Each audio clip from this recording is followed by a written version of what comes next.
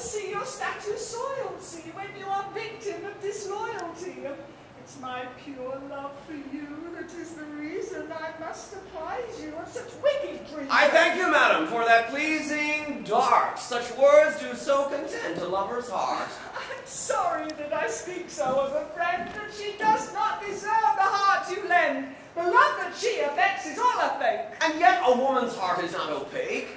Do you suppose you're truly being kind to place suspicious thoughts within my mind? If you would rather play the willing doll, I'll drop it while your heart's yet free and full. Whatever hints you might just toss about, you damage most when you inflict this doubt. It is not kind to hint at other truth, unless you might support it with some proof.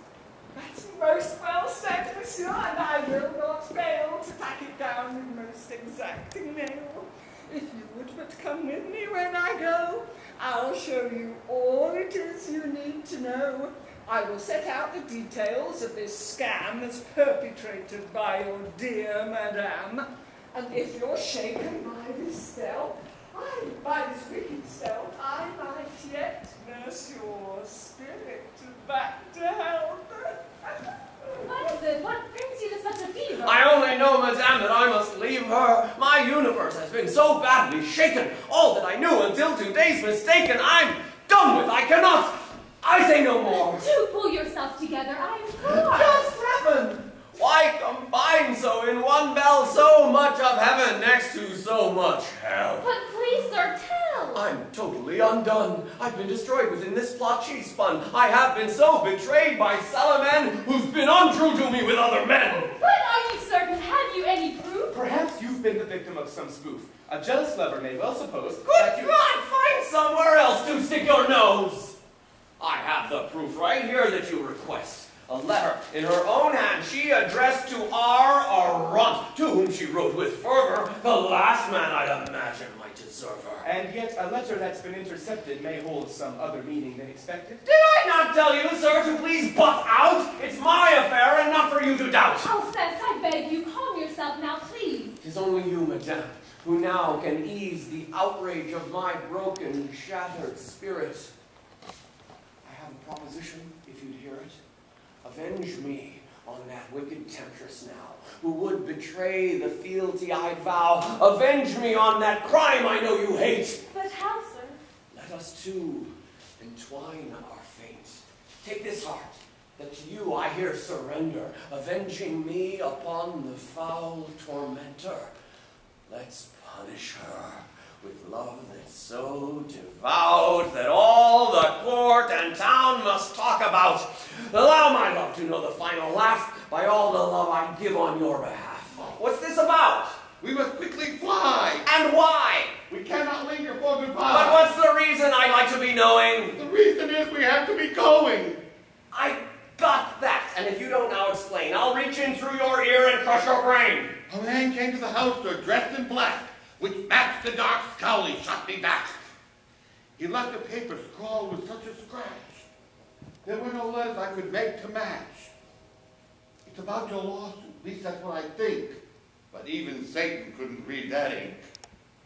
And so, what then? I still cannot make out how this should put us to such awful rout. Well, sir, 'twas but an hour's more duration. A gentleman who'd been here on occasion, he came to find you, looking quite upset. Gave me a message that you were to get. He knew to trust and not be slow or stalled. He said to say, now what was that man called? Forget the name, the message, so he said it. Well, he's a friend, at least that's sure, forget it. He said to run off quick now without fail, and if you don't, you might end up in jail. But nothing more? What did he tell you then? He asked me for some ink and for a pen, and wrote this note, which ought to well explain these things that seem to give you such a strain. All right, let's have it. What's all this ado? I don't know, but I'm finally getting through.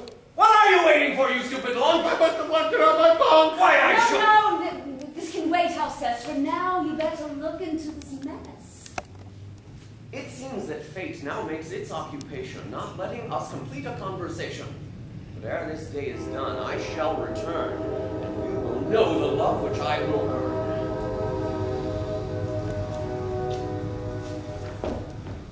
Don't so much as even waste your breath. I will not change my mind on threat of death. I'm so beset by wickedness and vanity, I mean to here withdraw from all humanity. Do honor, right, and our own constitution, not howl against this foul persecution.